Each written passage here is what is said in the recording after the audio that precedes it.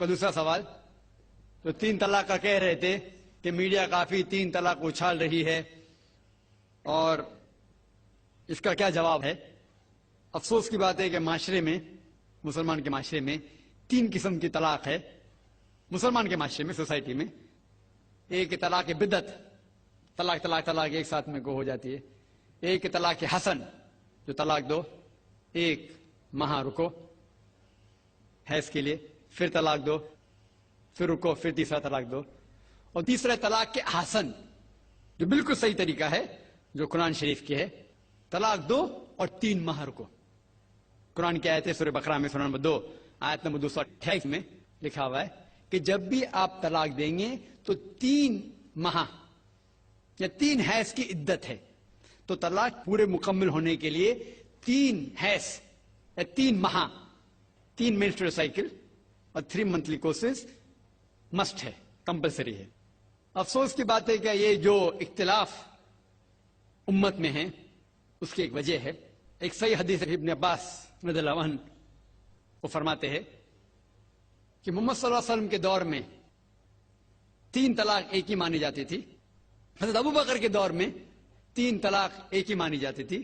حضرت عمر کے پہلے 2 سال کے دور میں 3 طلاق ایک ہی مانی جاتی تھی، لیکن اس کے بعد حضرت عمر رضی اللہ عنہ اس سچویشن کو دیکھ کے وہ کہتے اگر کوئی شخص 3 دے دیا تو 3 ہو جاتی ہے۔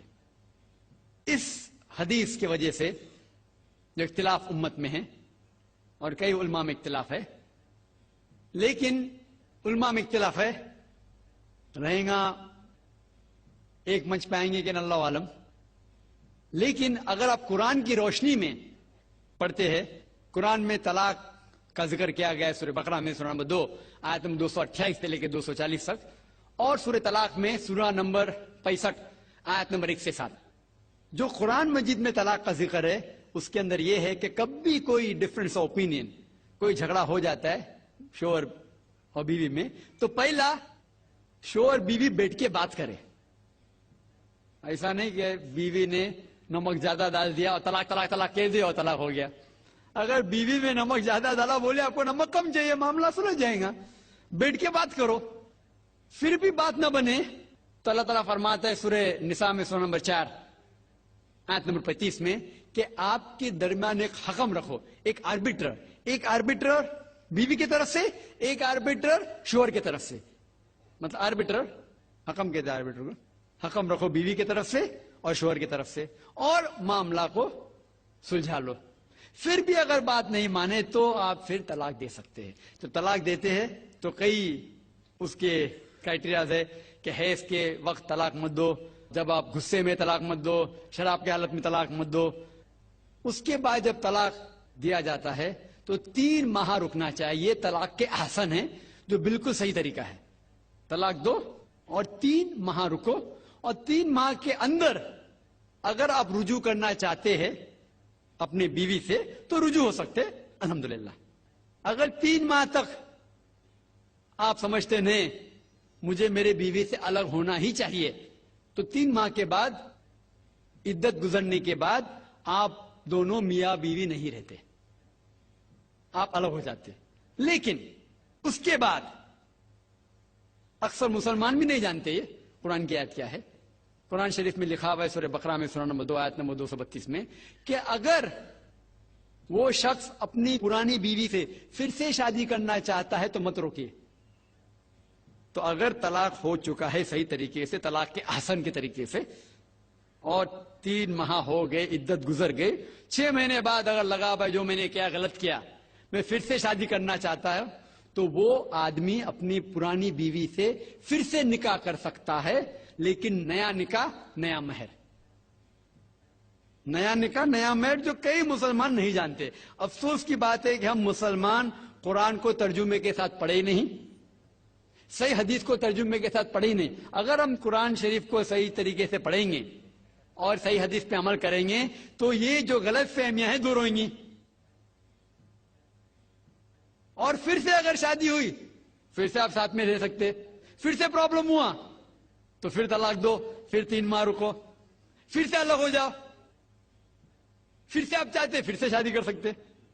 3 बार जायज है, तीसरी बार आखिरी बार है, उसके बाद आप फिर से शादी नहीं कर सकते जब तक वो दूसरे किसी से शादी नहीं करे। लेकिन मैंने अपनी जिंदगी में एक भी शख्स मेरे जिंदगी में नहीं आया जो तलाक के हसन किया, सही तरीके से तलाक दिया, अलहदा हो गए, फिर निकाह हो गया, फिर अलहदा हो गया, फिर निकाह हुआ, फिर अलहदा है। मैंने कोई भी शख्स मेरे जिंदगी में पूरे दुनिया में ऐसा शख्स के बारे में सुना ही नहीं जो सही तरीके से किया और बिछड़ गया, फिर से शादी की, फिर से बिछड़ गया, फिर से निकाह के, फिर बिछड़ गया, फिर शादी करना चाहता है। अगर आप सही तरीके से कुरान के ऊपर अमल करेंगे तो ये नौबत आएंगी नहीं।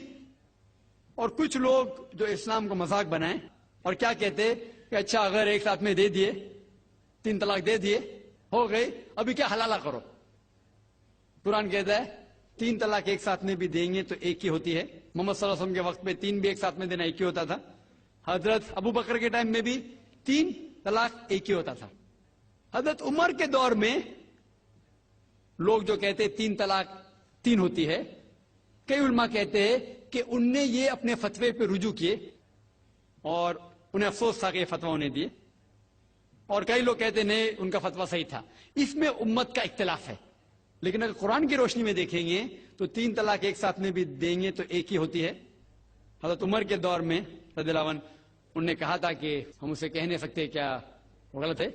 लेकिन उलमा ये कहते हैं, मिसाल तो इब्न तैमिया, शेख इब्न तैमिया, वो कहते हैं कि ये हजरत उमर में अल्लाह भी प्लीज रज़ियल्लाहु अन्हु, वो मोहम्मद सल्लल्लाहु अलैहि वसल्लम ने जो कहा उसके ऊपर नहीं है। इसीलिए हमें बात मानना चाहिए कुरान और अल्लाह के रसूल की। इसके अंदर हजरत उमर में अल्लाह भी प्लीज रज़ियल्लाहु अन्हु उन्हें रुजू किया। इसीलिए वो कहते कि 3 तलाक भी होंगी तो एक ही होती है, 3 नहीं होती। इसमें उम्मत का इख्तिलाफ इसलिए है कि हमने कुरान पढ़े ही नहीं। हम अगर कुरान पढ़ेंगे सही तरीके से और जाने, कई लोग ये समझते हैं कि तलाक के लिए 3 बार बोलना जरूरी है, अगर 3 बार नहीं कहेंगे तलाक होती ही नहीं। वो उनकी नादानी है, वो उनकी जहालत है। तो हमें क्या करना चाहिए, ये मीडिया उछाल रही है, हम मुसलमानों को ये तलाक का तरीका जो सही तरीका है तलाक के हसन, उसको आम करना चाहिए और ये कहना चाहिए किस बुनियाद पे तलाक दी जा सकती है, कब दी जा सकती है, कैसे मौके पे दी जा सकती है, देना चाहिए कि नहीं। तो ये सब अगर हम मुसलमान आम करेंगे तो इंशाअल्लाह ये इख्तिलाफ जो उम्मत में है वो नहीं रहेगा। और मीडिया उसे उछाल रही है।